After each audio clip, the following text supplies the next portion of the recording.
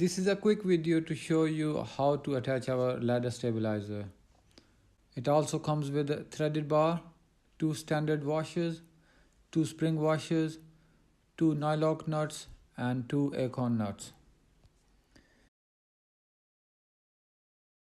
The wider angle of the stabilizer should be towards the back when you are in front of the ladder, with the stabilizers in storage position.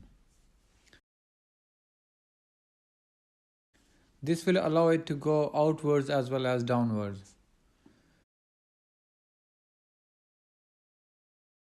Insert the bar through the first side clamp and then insert it through the first rung. Then attach the clamp on the other side of the ladder. Insert the washer followed by the spring washer and then the nylock nut.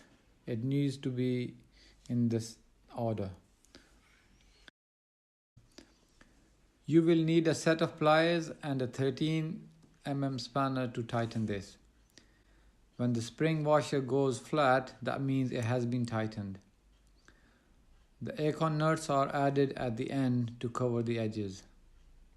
For more information, please visit our website, which is www.retrosafe.com.